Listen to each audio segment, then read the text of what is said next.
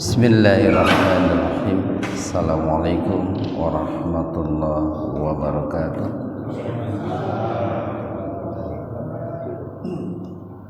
Innal hamdalillah nahmaduhu wa nasta'inuhu wa nastaghfiruh wa na'udzu billahi min syururi anfusina wa sayyiati a'malina. May yahdihillahu fahuwal muhtadi wa may yudlilhu falan tajida lahu waliyyan mursyida. Asyhadu an la ilaha illallah wahdahu la syarika lah wa asyhadu anna Muhammadan abduhu wa rasuluh, amma ba'd.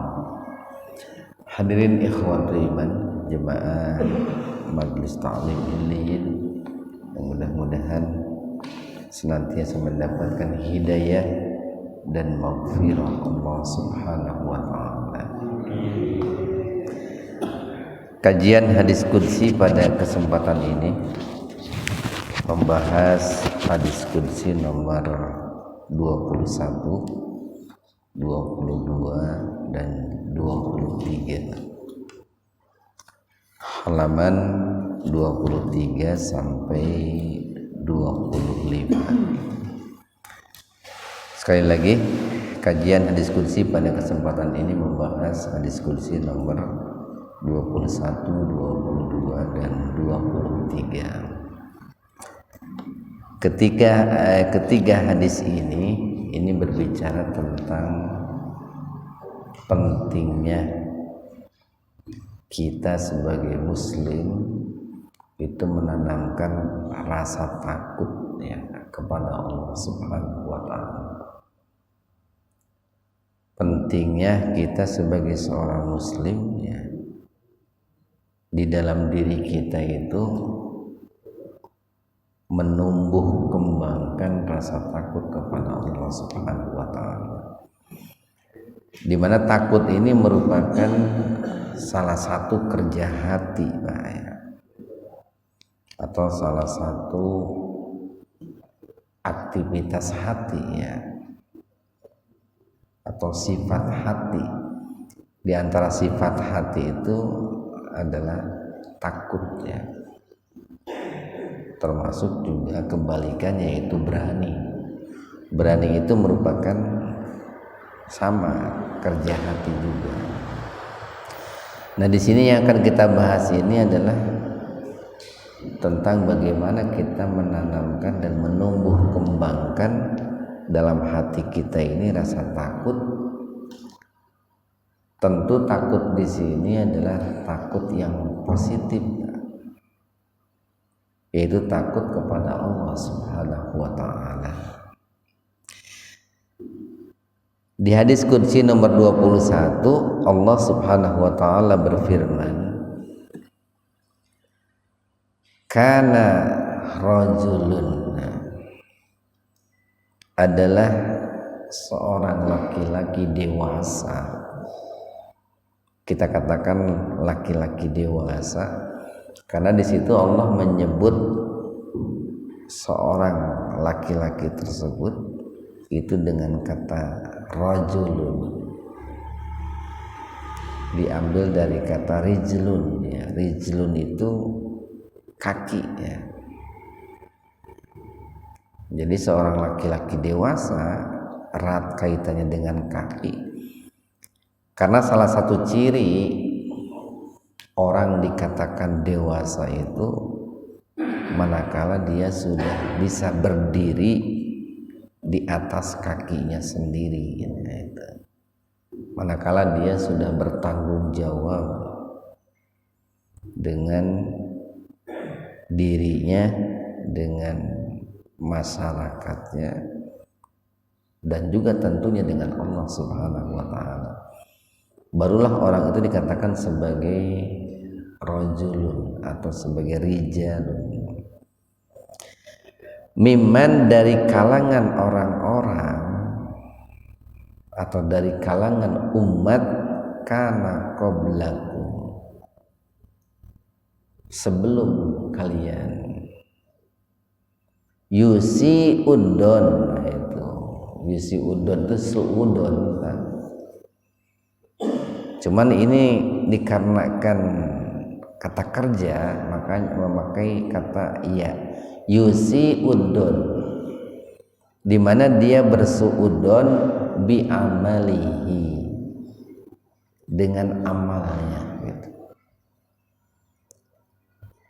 Jadi begini nih, dahulu di zaman dulu atau di kalangan umat terdahulu itu terdapat orang yang sebetulnya dia orang soleh, cuman dia tawadu gitu. Tawadu, dia rendah diri, rendah hati di hadapan Allah Subhanahu wa ta'ala. Dia sebetulnya orang yang rajin beramal, rajin beribadah, tetapi dia merasa kurang percaya diri gitu dengan amalan-amalannya, dengan ibadah-ibadahnya, termasuk dengan taubatnya Pak. Jadi mungkin saja orang ini bukanlah orang yang ahli maksiat, bukan, tapi dia justru orang yang rajin bertaubat.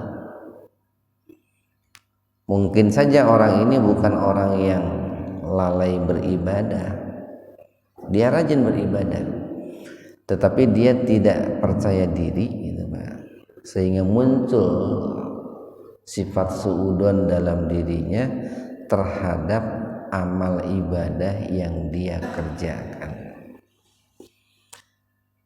Dan tentu ini nih suudon yang positif Pak nih.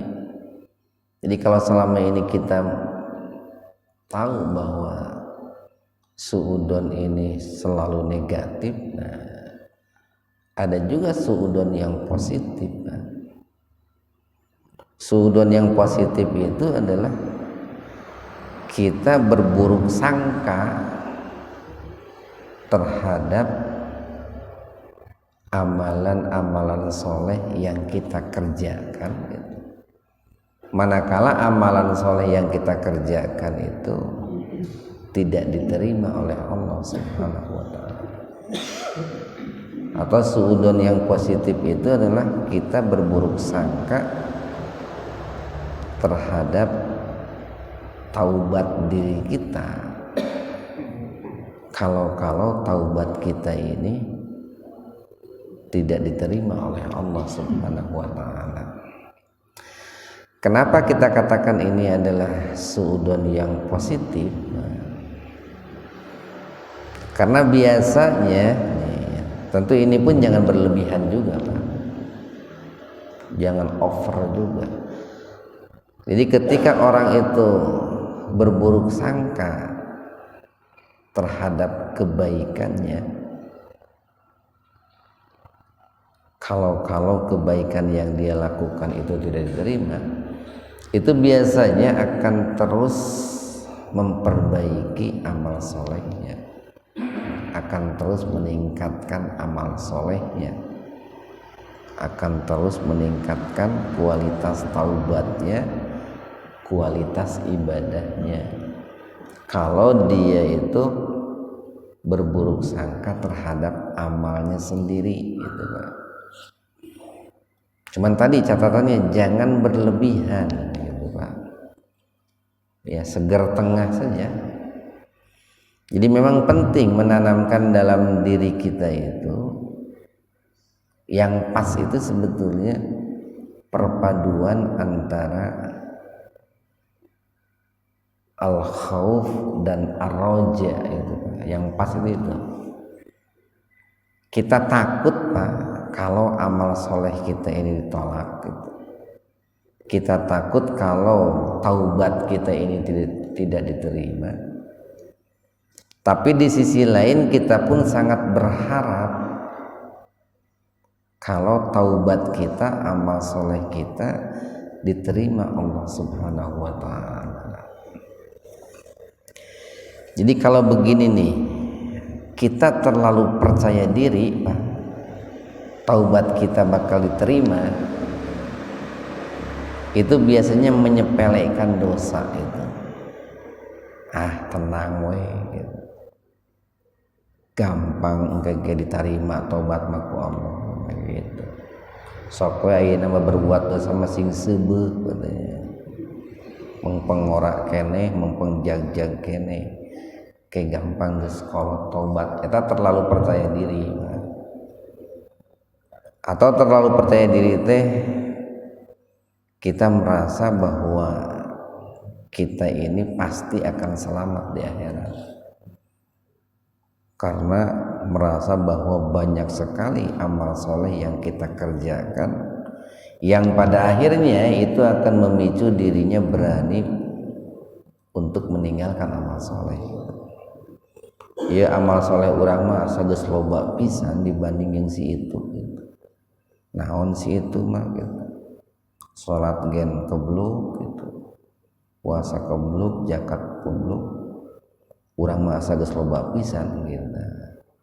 Nah, itu terlalu percaya diri pada dengan amal soleh. Biasanya dampaknya itu kesananya negatif. Jadi sekali lagi nih, cukup penting lah kita dalam diri kita itu menanamkan suudon, tentu yang positif dengan kadar yang tidak berlebihan terhadap amal soleh yang kita lakukan. Kalau amal soleh kita ini belum cukup untuk menghantarkan kita ke surga. Faqala, lalu dia berkata, orang tersebut berkata li ahlihi, kepada keluarganya. Wasiat pala. Kalau dalam bahasa kita hari ini berpesan atau wasiat kepada anak istrinya. Bagaimana isi wasiatnya itu? Idza, apabila anak saya gitu mitu mati. Idza ana mitu, apabila suatu saat, suatu hari saya ini mati gitu. Dan memang pasti mati kan begitu. Fakhuduni. Nah itu. Akhoda itu sebetulnya artinya mengambil, Pak. Ini termasuk kata mustarok. Kata mustarok itu kata yang memiliki beberapa makna. Maknanya nanti disesuaikan dengan susunan redaksi. Nah, biasanya para penerjemah menerjemahkan fakhuduni itu membakar. Karena dahulu sebelum diutusnya Rasulullah Muhammad SAW, itu orang yang mati itu jenazahnya itu dibakar dulu. Itu dulu, Pak. Tapi setelahnya diutus Nabi Muhammad, karena beliau mencontohkan bahwa jenazah itu dikebumikan, ya kita ikuti saja contoh beliau. Nah, jadi kata orang tersebut kepada keluarganya, fakhuduni, maka bakarlah aku. Nah, kalau bahasa kita hari ini apa dibakar tuh ya? Kuning dikremasi apa ya, suka ada yang dibakar kan. Fadharuni, nah setelah dibakar gitu, maka lemparkanlah gitu. Lemparkanlah debunya gitu kan. Fil bahri, ke lautan. Fi yaumin shaibin, itu pada hari yang sangat panas. Nah, kenapa orang ini berwasiat kepada keluarganya agar jenazahnya dibakar lalu abunya dilemparkan ke laut? Nah, itu Karena dia sangat merasa takut kalau jasadnya itu bertemu Allah Subhanahu wa taala. Dia merasa tidak percaya diri kalau jasadnya itu, fisiknya itu bertemu Allah Subhanahu wa taala. Nah, karena tidak percaya diri, Pak, atau takut, maka dia lebih memilih untuk dibakar dan dilemparkan abunya itu ke laut. Nah, ini kan kalau melihat kronologis ini nih, kalimat ini fakhuduni fadzaruni fil bahri, itu mengisyaratkan bahwa ada alasan yang kurang baik gitu ya. Ada alasan yang kurang baik kalau jenazah seseorang yang meninggal itu dibakar lalu debunya dilemparkan ke laut. Latar belakangnya itu dulu seperti itulah, Pak. Latar belakangnya itu karena yang bersangkutan merasa bahwa dengan dibakar itu dia tidak akan bertemu dengan Allah, atau dia tidak akan diminta pertanggungjawaban oleh Allah. Nah, makanya wajarlah atau pantaslah kalau di zaman Nabi Muhammad kebiasaan seperti itu diganti, Pak, yaitu dengan cara dikebumikan atau dimakamkan. Tapi kita tidak akan mengomentari itu, cuman yang akan kita sampaikan adalah bahwa yang bersangkutan itu saking malunya bertemu Allah, saking takutnya bertemu Allah, atau saking tidak percaya dirinya bertemu Allah, maka dia berwasiat agar jenazahnya itu dibakar dan abunya dilemparkan ke laut. Ada yang mengatakan piyaumin soifin itu di hari yang anginnya sangat kencang gitu, Pak. Sehingga kalau anginnya sangat kencang gitu, maka debu-debu yang dilemparkan ke lautnya itu letaknya berjauhan, Pak. Nuhiji murun debu atau di daerah mana, nuhiji di daerah mana. Yang penting jangan didekatin lah. Fafa'alu, nah, lalu mereka keluarganya itu, sanak kerabatnya itu, anak istrinya itu, mereka melakukan bihi wasiat tersebut.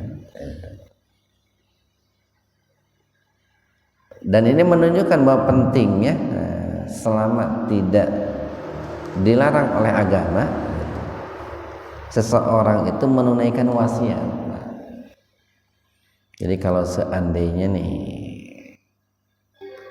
seorang almarhum atau almarhumah itu sebelum wafatnya berwasiat, selama wasiat itu tidak dalam rangka bermaksiat kepada Allah, ya penting untuk ditunaikan, Pak.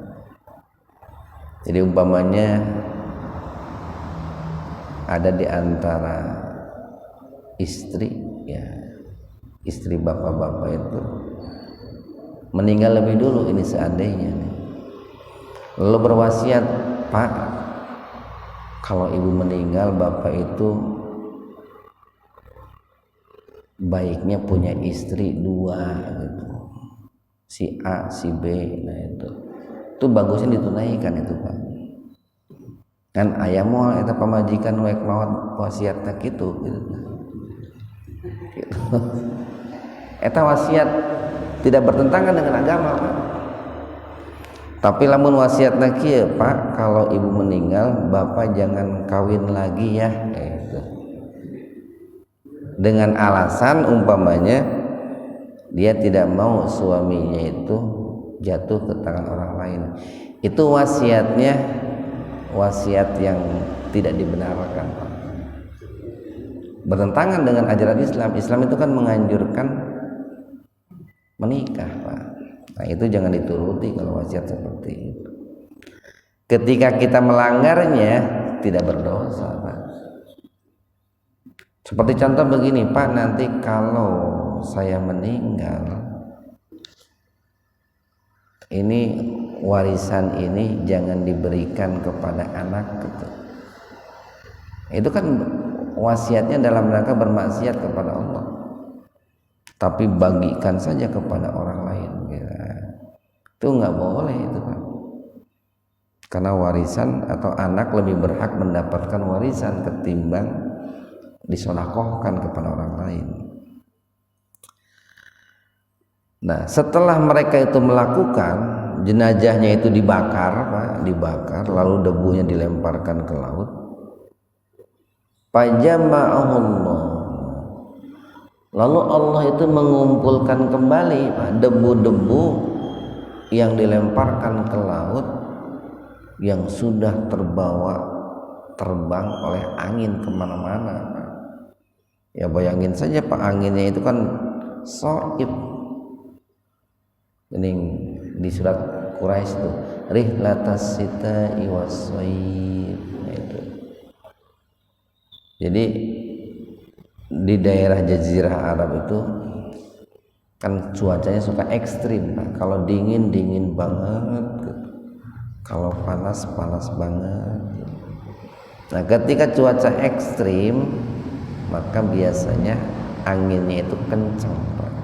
Kencang. Terlalu dingin angin kencang juga, terlalu panas angin kencang juga. Makanya ketika ada yang menerjemahkan soib itu angin kencang atau cuaca panas, sebetulnya kalau dikompromikan nyambung gitu, Pak, nyambung. Biasanya kalau cuaca sangat panas angin pun kencang, kalau cuaca sedang-sedang gitu, Pak, anginnya pun landai biasanya. Nah, lalu Allah itu mengumpulkan kembali itu debu dari jenazah orang tersebut. Summa, kemudian qala, berkata. Jadi setelah debunya dikumpulkan, lalu orang tersebut pun oleh Allah diciptakan kembali jasadnya, Pak, disatukan kembali jasadnya. Kemudian Allah bertanya gitu, ma hamalaka, ma apa hamalaka yang mendorongmu, alalladzi terhadap apa sonakta yang engkau perbuat, apa yang melatar belakangimu, apa alasanmu atau apa tujuanmu, kenapa engkau itu berbuat seperti itu, kenapa engkau itu berwasiat kepada keluargamu agar jenazahmu dibakar dan debunya dilemparkan ke laut. Kalau orang itu menjawab, ma hamalani, kalau yang pertama tadi ma hamalaka itu maknya ma istifham. Istifham positif, pertanyaan positif, Pak. Apa yang mendorongmu? Nah, kalau ma yang kedua ma hamalani, nah itu istifhamnya ingkari, nafyun, itu negatif. Ma hamalani, tidak ada yang mendorongku, tidak ada yang menjadi alasanku, tidak ada yang melatar belakangiku melakukan semua itu, membakar jenazahku atau berwasiat untuk membakar jenazahku, illa, melainkan makhofatuka, karena aku ini takut kepadamu, Pak. Jadi alasan orang tadi kenapa berwasiat kepada keluarganya agar jenazahnya kalau sudah meninggal itu dibakar dan debunya dilemparkan ke laut, karena dia itu sangat takut kepada Allah. Takut nih karena dia merasa bahwa dirinya itu banyak dosa gitu. Takut karena dia merasa bahwa amal solehnya belum cukup untuk membekali dirinya menghadap Allah. Nah, dengan alasan itu Pak, faghfarlahu, maka Allah itu mengampuni dosa orang-orang itu, mengampuni dosa orang tersebut. Nah, ini kan berbicara tentang pentingnya kita menanamkan dan menumbuh kembangkan rasa takut dalam diri kepada Allah Subhanahu wa Ta'ala. Apalagi menumbuh kembangkan sifat khosyah. Khosyah kan kalau bicara takut dalam term Islam gitu, atau dalam term Al-Quran dan Al-Hadis, itu minimal ada dua terma. Pertama ada dengan kata al-khauf, yang kedua ada dengan kata al-khasyah gitu. Al-khasyah innama yahsallaha min ibadihil ulama, itu khasyah. Takut di situ menggunakan kata khasyah. Ada juga takut itu menggunakan kata khauf, alla tahzanu, alla takhafu wa la tahzanu, itu khauf. Nah, bedanya apa Pak? Kalau khauf Pak, itu ketakutan yang disebabkan karena objek yang ditakuti itu memiliki sifat-sifat yang memang pantas untuk ditakuti. Ya, itu. Apa sifat-sifat Allah yang pantas ditakuti oleh kita? Allah itu kan punya sifat Al-Aziz, Maha Gagah, pantas untuk ditakuti. Al-Qawi, Allah itu Maha Kuat, pantas ditakuti. Atau Al-Jabbar, Al-Qahar, Maha Pemaksa, pantas untuk ditakuti. Al-Intiqam, itu sifat Allah itu Pak. Allah itu Maha Penyiksa, pantas untuk ditakuti. Itu disebutnya al-khauf. Al-khauf. Kalau al-khasyah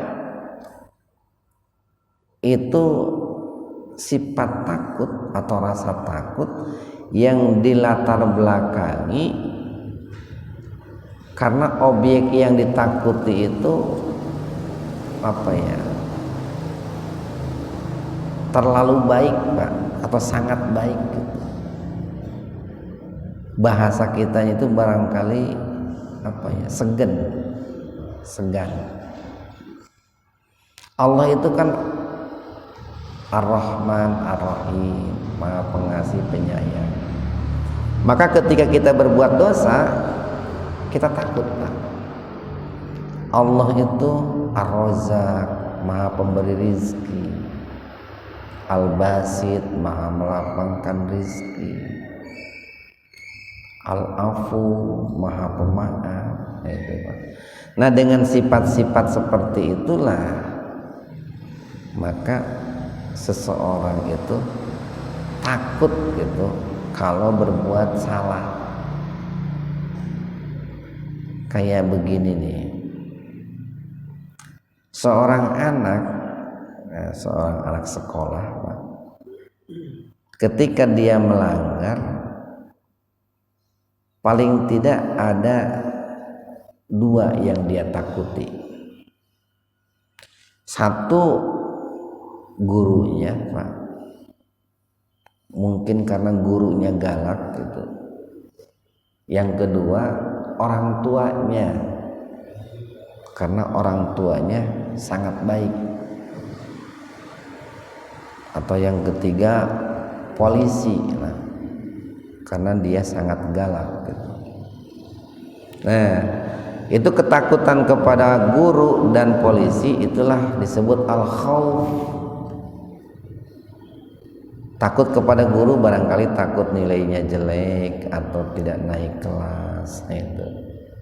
Takut kepada polisi, takut di penjara. Itu al-khauf namanya, Pak.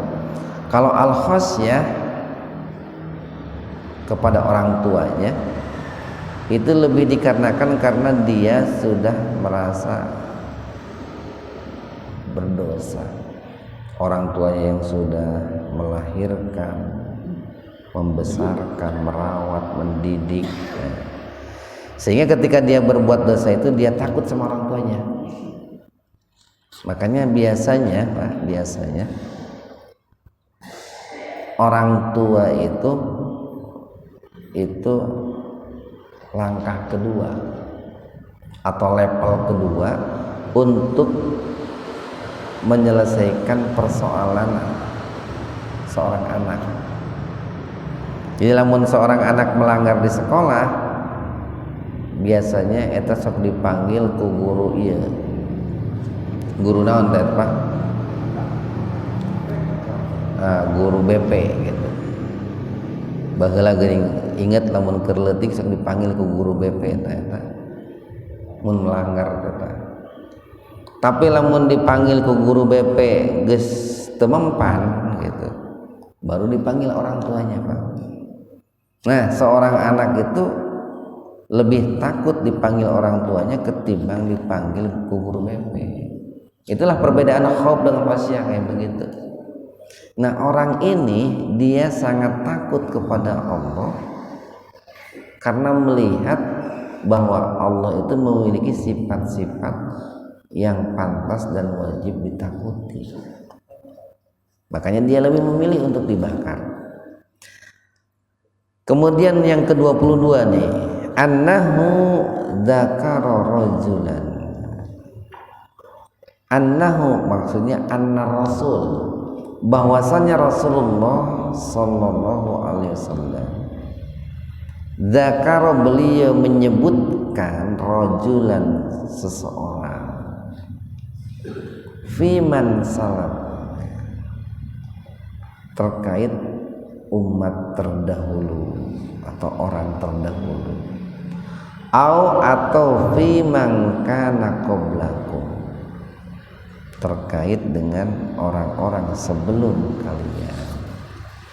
Jadi Rasulullah berbicara nih atau bercerita tentang seseorang yang hidup di zaman dulu atau sebelum kalian. Qala, dia berkata atau beliau berkata, apa isi perkataannya itu? Kalimatan, yaitu satu kalimat, yakni yang dengan kalimat itu yakni a'tahullah, yakni itu yaitu, Pak. Jadi kalimatan, satu kalimat, yakni yaitu a'tahullahu malan wa waladan, yang dengan satu kalimat itu seseorang akan diberikan nikmat harta dan nikmat anak keturunan oleh Allah Subhanahu wa ta'ala. Apa kalimat itu, Pak? Saya takut kepada Allah. Nah itu, Pak. Segitu, Pak. Jadi dengan mengatakan inni akhafullah, Pak, saya takut kepada Allah, itu menjadi sebuah sebab, Pak, Allah itu memberikan harta dan memberikan keturunan kepada kita. Kalau saya ilustrasikan begini nih, ketika seseorang itu takutlah kepada atasannya di kantor, maka dengan sebab takutnya kepada atasannya itu, dia berbuat baik, dia bekerja keras, kemudian si atasannya itu ngasih jabatan, menaikkan gaji, menaikkan tunjangan, nah gitu Pak. Nah ketika seseorang itu mengatakan saya takut kepada Allah Pak, dengan kata-kata itu maka Allah akan memberikan harta dan keturunan kepada dirinya. Gampil kan banyak.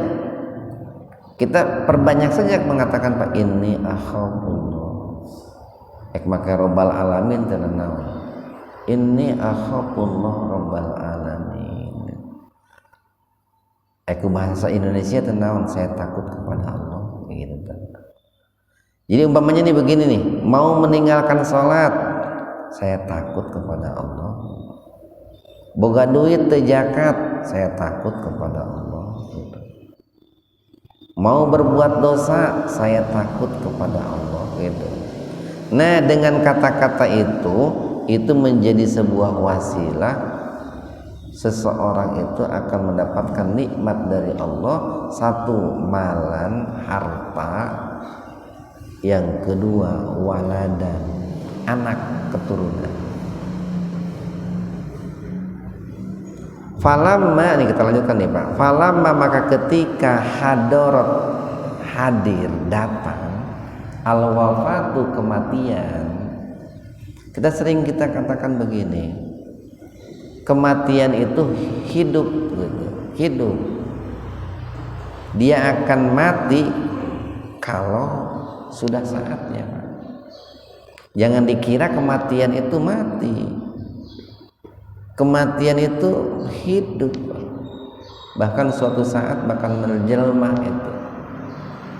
Cirinya hidup apa? Di Al-Quran, di hadis seringkali Allah mengatakan bahwa kematian itu akan hadir, datang menghampiri. Kalau hadir berarti dia hidup. Nah makanya kematian itu disebut dekat, sangat dekat. Kenapa sangat dekat? Kita sendiri sedang berjalan menuju kematian, kematian sendiri sedang berjalan menuju kita. Jadi dari dua arah itu Pak. Sebagai subjek pertama kita berjalan Pak, ke garis finish kita. Sebagai subjek kedua, kematian pun berjalan menuju garis finish kita. Jadi ketika kehadiran itu hadir, qala berkata libanihi kepada anak-anaknya. Jadi orang tersebut pada zaman dulu nih, ketika kematiannya itu hadir, dia berkata kepada anak-anaknya. Apa perkataannya itu? Ayu abin kuntu lakum, itu ayu abin kuntu lakum, aku ini ayah seperti apa untuk kalian gitu. Nah,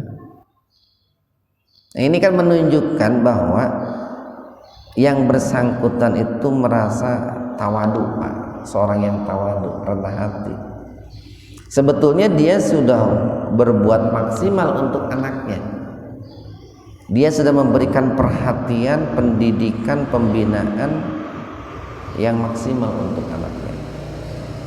Tanggung jawab lahirnya dipenuhi, tanggung jawab batinnya dipenuhi, kebutuhan jasmaninya dipenuhi, tuntutan rohaninya pun dipenuhi. Ayah tersebut begitu Pak.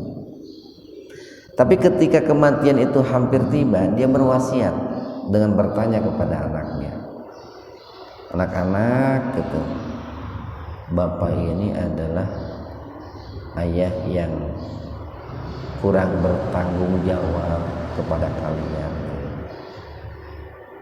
Ayah ini adalah seorang ayah yang tidak maksimal memberikan perhatian kepada kalian. Lamun cek bahasa kasar mah bapak macam naon bapak teh gitu. Itu Pak. Kalau kemudian anak-anak maunya menjawab khairu abi, nah, bapak itu adalah sebaik-baik ayah gitu. Bapak itu adalah ayah yang terbaik gitu. Bapak itu adalah seorang ayah yang sangat perhatian kepada kami.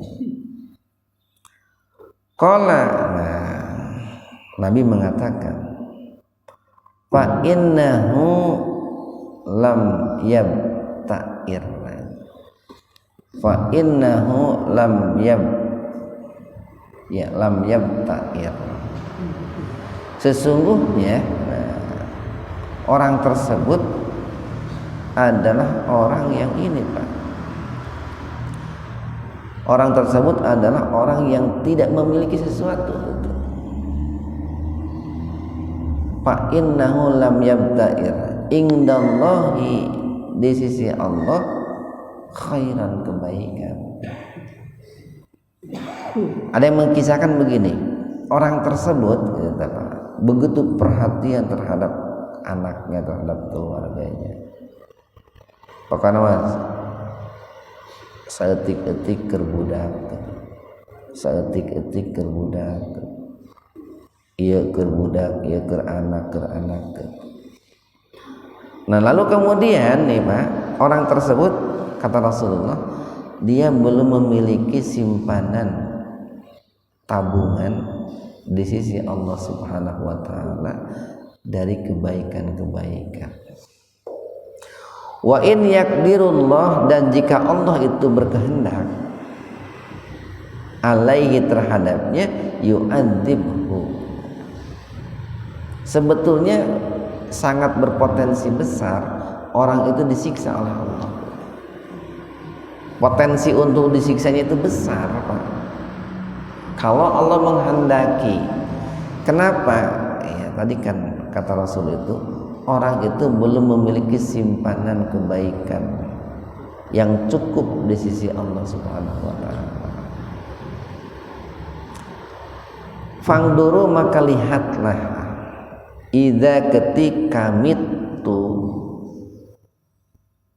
dia mati. Fangduru, maka lihatlah nih. Jadi gini, Rasulullah mengajak kita untuk memperhatikan orang itu,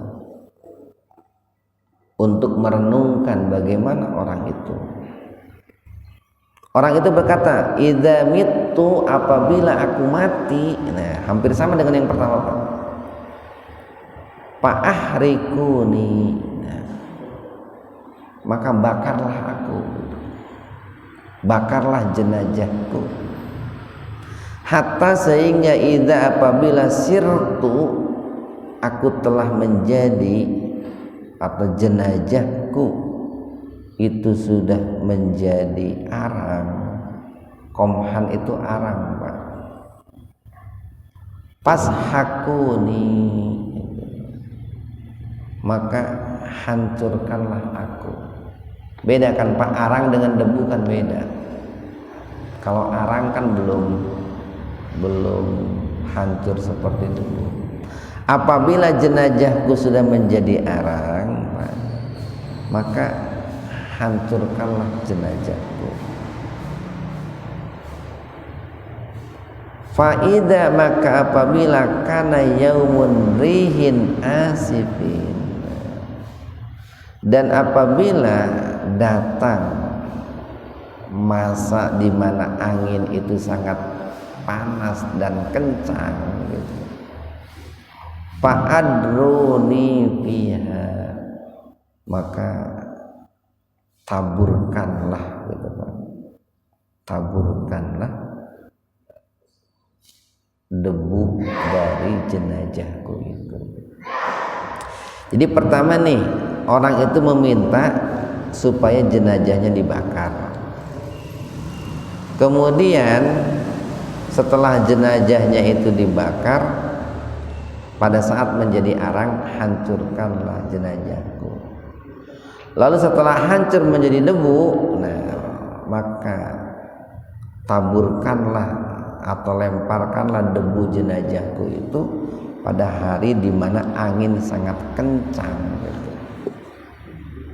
Faqala, maka bersabda Nabiullah sallallahu alaihi wasallam, bersabda Nabi sallallahu alaihi wasallam, fa'akhadha mawasikahu ala dzalika, maka orang tersebut mengambil sumpah atas hal itu terhadap anak-anaknya, terhadap keluarganya.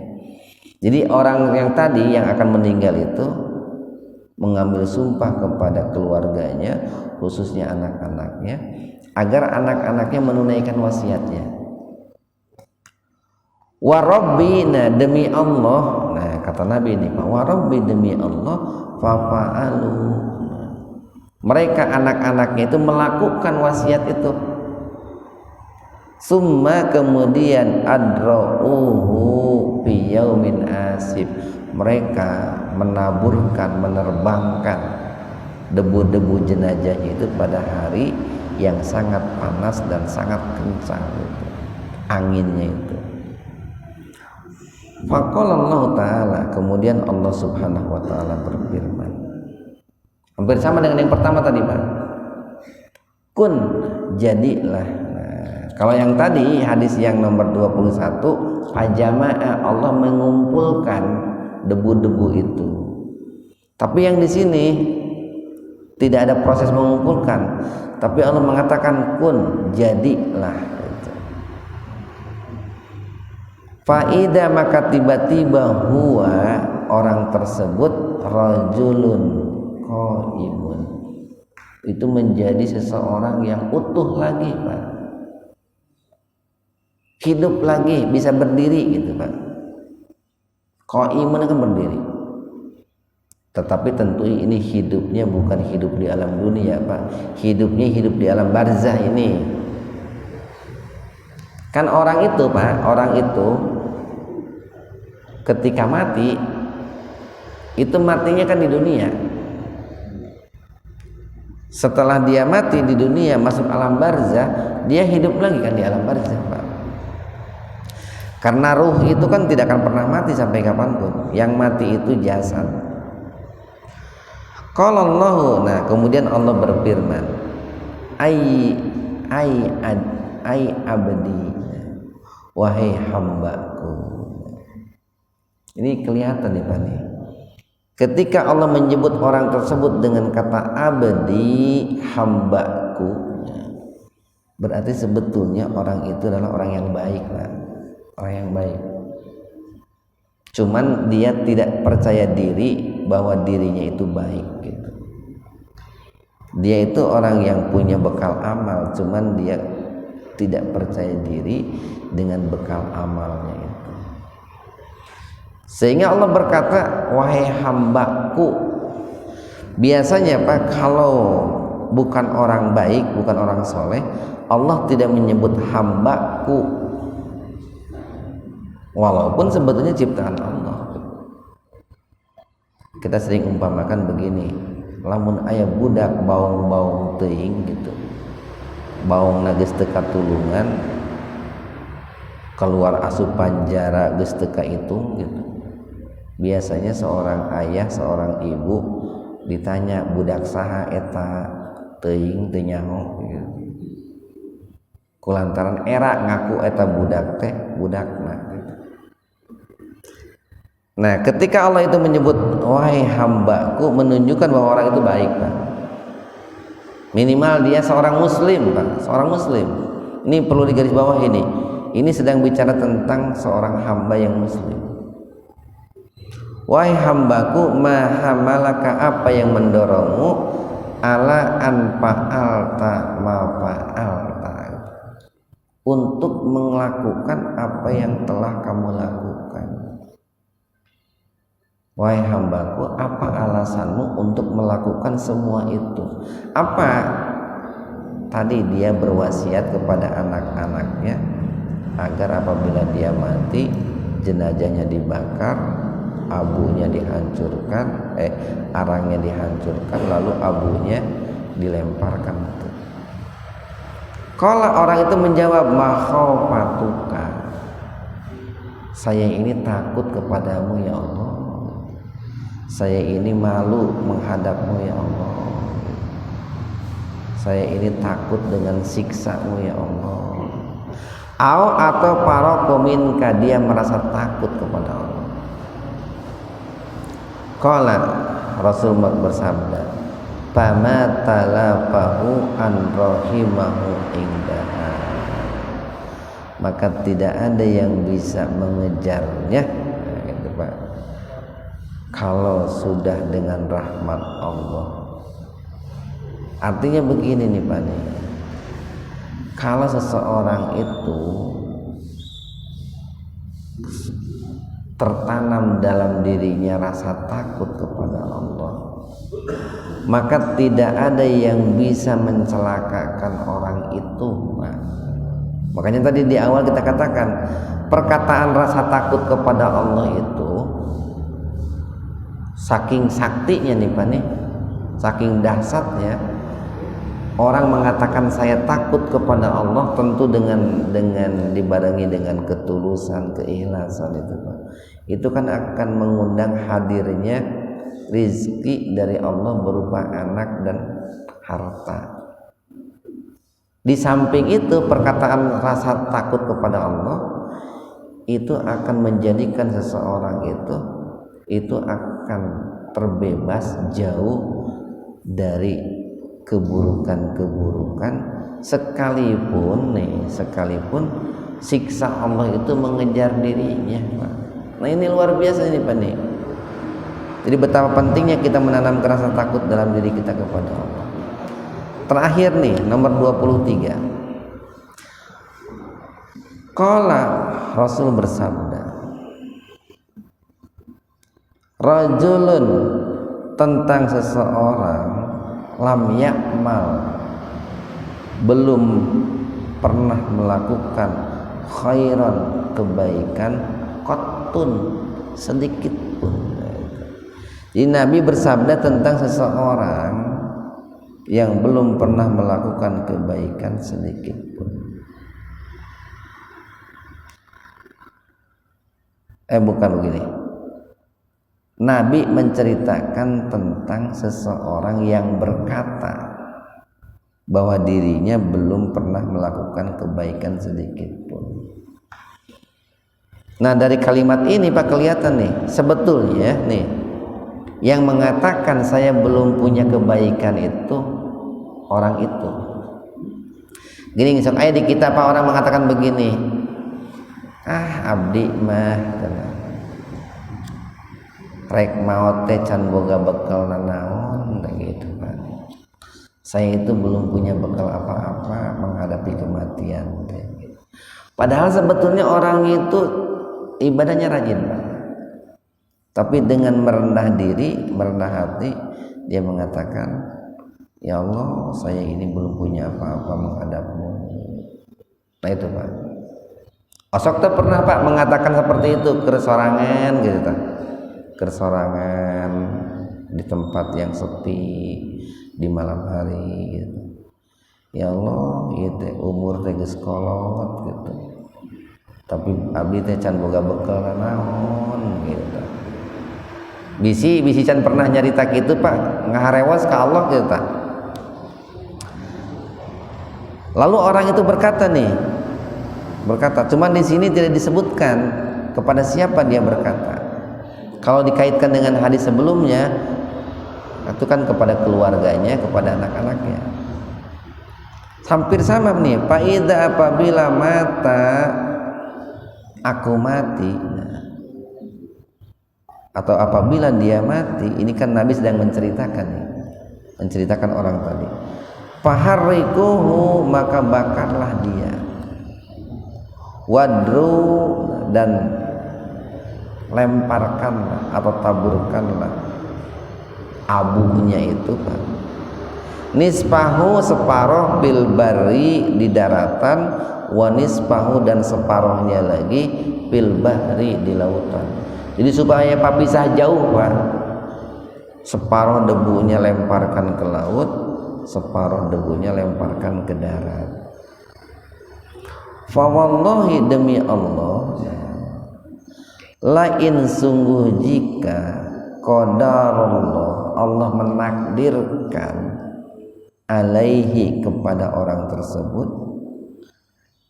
la yu'adzibannahu, sungguh Allah akan menyiksanya, azaban, dengan siksa, la yu'adzibuhu, yang belum pernah Allah timpakan siksa tersebut, ahadan, kepada seorang pun, minal alamin, dari makhluk, dari manusia yang ada di alam semesta ini. Nah, ini menunjukkan bahwa kalau Allah menghendaki, sebetulnya Allah sangat mampu untuk menyiksa orang itu dengan siksa yang sangat keras, Pak. Yang saking kerasnya belum pernah Allah berikan kepada orang yang lain. Fa'amarallahu, kemudian Allah memerintahkan al-bahra, lautan. Memerintahkan apa? Untuk mengumpulkan debu-debu itu, Pak. Debu-debu yang diterbangkan di lautan. Allah perintahkan kepada laut, wahai laut, kumpulkanlah debu-debu orang itu. Laut kan tunduk, Pak, makhluk Allah. Fajama'a ma fihi, lalu laut pun mengumpulkan debu-debu orang itu. Berkumpullah itu, Pak. Wa amaral barra, dan Allah perintahkan kepada daratan untuk mengumpulkan debu-debu itu. Fajama'a ma fihi, maka debu-debu orang itu pun berkumpul. Debu di lautan yang ditaburkan berkumpul menyatu, debu di daratan yang ditaburkan pun mengumpul menyatu. Lalu Allah satukan tuh. Summa, kemudian qala, Allah berfirman, bertanya, lima fa'alta, gitu. Kenapa engkau melakukan semua itu? Kenapa engkau berwasiat supaya debu jenazahmu sebagian dilemparkan ke laut, sebagian dilemparkan ke darat? Qala, orang itu menjawab. Nah, ini khasyah nih, Pak nih. Kalau tadi makhofatuka, kalau ini khasyatika. Nah, itu. Qala, orang itu menjawab, min khasyatika, aku memerintahkan semua itu, berwasiat seperti itu semata-mata karena khasyah, karena takut kepadamu. Wa anta a'lam, dan engkau itu lebih mengetahui, gitu. Engkau sangat mengetahui kalau saya ini betul-betul sangat takut kepadamu. Faghfaralahu, maka Allah pun mengampuni dosa orang tersebut.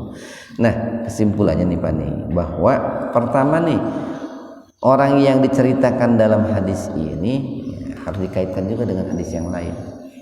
Artinya bahwa orang yang dikisahkan dalam 3 hadis qudsi yang kita bahas barusan itu, tentunya dia adalah seorang muslim, Pak, seorang muslim. Bukan orang kafir, bukan. Dia seorang muslim. Kemudian yang kedua, kalau dikatakan bahwa orang tadi, ya, katakanlah dia itu orang yang punya kebaikan, tapi mungkin karena kebaikannya tidak maksimal, akhirnya dia pun tidak percaya diri, akhirnya dia pun merasa cemas itu. Nah, kalau seperti itu, bukan berarti yang bersangkutan itu tidak dihukum dosanya. Bukan berarti yang bersangkutan itu tidak disiksa di neraka. Orang yang bersangkutan itu tentu akan dihukum dengan dosanya di neraka, tapi suatu saat ketika dia sudah bersih, dosanya dicuci di sungai neraka, maka dia punya kesempatan besar untuk masuk ke dalam surga.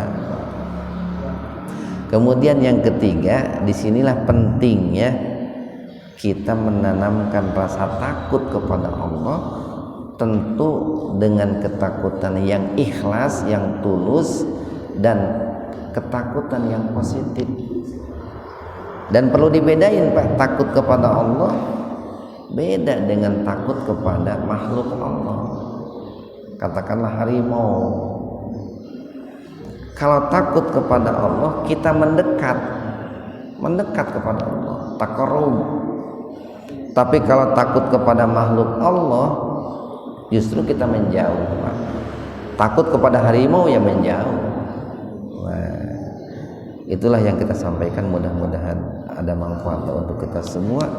Subhanakallahumma bihamdika asyhadu an la ilaha illa anta astaghfiruka wa atubu ilaik.